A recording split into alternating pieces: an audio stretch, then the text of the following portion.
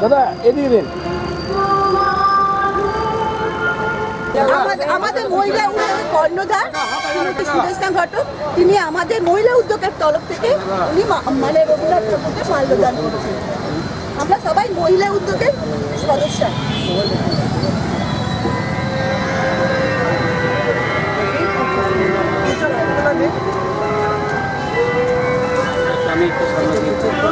সব এক এক করে দাও তোমরা, একজনই তুলুক। একটু এদিকে দেখবেন।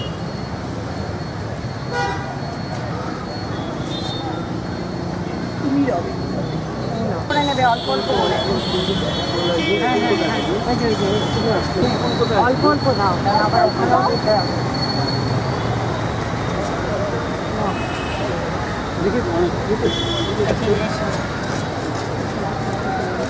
এদিকে দেখবেন একটু।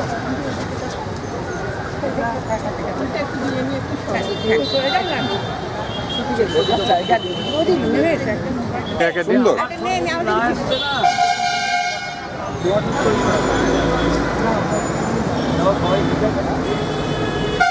তারা সবাই এক এক করে দাও, সবাই এক এক করে দাও। তুমি যাও, তুমি যাও, হ্যাঁ তুমি তুলে জানি দেখেছি।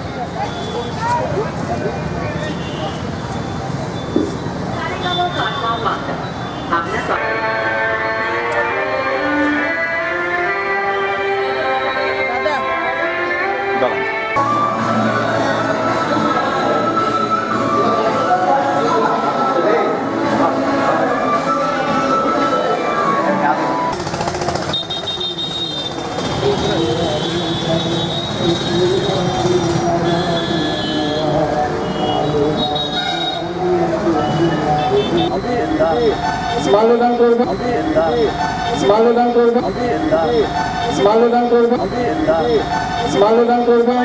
কালচার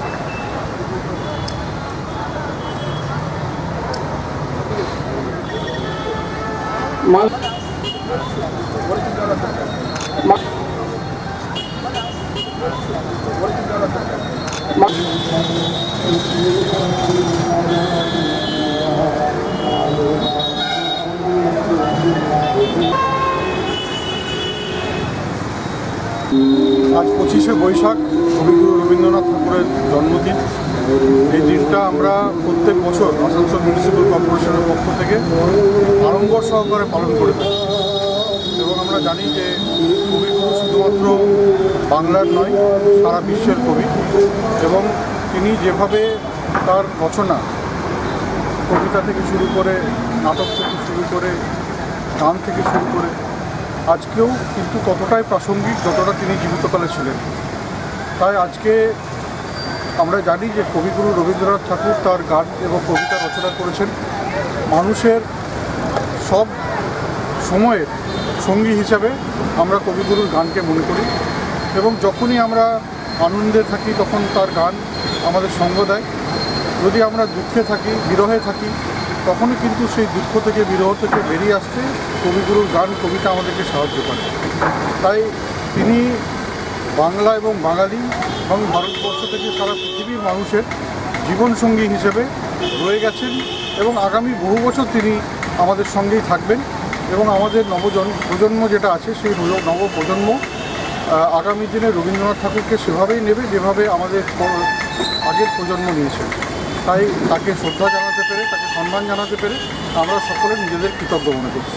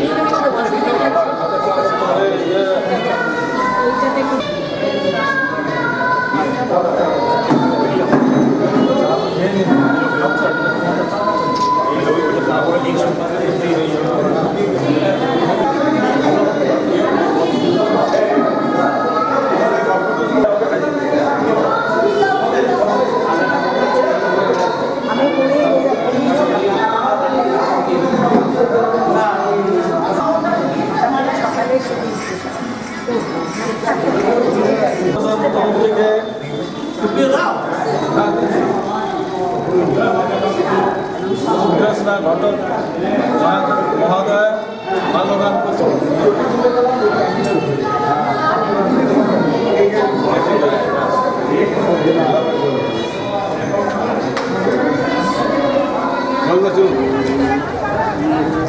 এসো এসো হয়েছে তো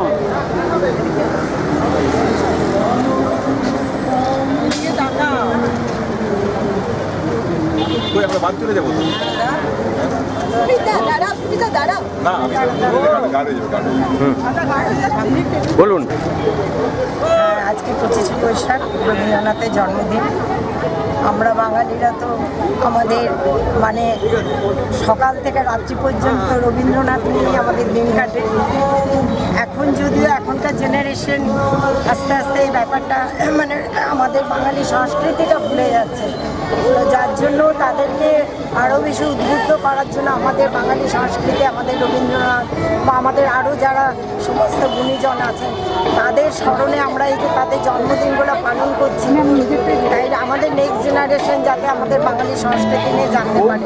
আর রবীন্দ্রনাথ তো শুধু আমাদের বাঙালিদের নয়, উনি বিশ্বকবি, তাই ওনার জন্মদিন আজকে বিভিন্ন জায়গা থেকে অনেক অর্গানাইজেশন এসছেন। আজ এই রবীন্দ্র ভবনের সামনে আমরা রবীন্দ্রনাথের মূর্তিটা মাল্যদান করছি এবং আমরা ছোটোখাটো যে যেমনভাবে পেরেছি রবীন্দ্র নৃত্যনাট্য, রবীন্দ্র কবিতা এই সমস্ত আমরা আজকে মানে সবাই করবো, পারফর্ম করবে এবং রবীন্দ্রনাথের মানে চরণে শতকোটি প্রণাম। কারণ বাঙালির মননে রবীন্দ্রনাথ ছাড়া আমার মনে হয় না কাজী নজরুল রবীন্দ্রনাথকে বাদ দিয়ে কোনোদিন বাঙালি হতে মানে বাঙালির হতে পারে না, অস্তিত্ব হতে পারে না। তাই রবীন্দ্রনাথকে প্রণাম জানিয়ে আমরা আমাদের আজকের এই সবাই জমায়েত হয়েছি আজকে রবীন্দ্র ভবনের সামনে। আপনার পরিচয় দিন। আমরা আসানসোল মহিলা উদ্যোগ থেকে এসেছি। আমরা আসানসোল মহিলা উদ্যোগ আসানসোল একটা অর্গানাইজেশন, তো প্রত্যেক বছরই আমরা এই রবীন্দ্র জয়ন্তীর পালন করি বা পয়লা বৈশাখ, যেগুলো বাঙালিদের উৎসব। কারণ বাঙালি তো হারিয়ে যাক এটা আমরা চাই না, তাই আমরা রবীন্দ্রনাথকে নিয়ে সারা জীবন থাকতে চাই। আপনার নাম? আমার নাম সুদেষ্ণা।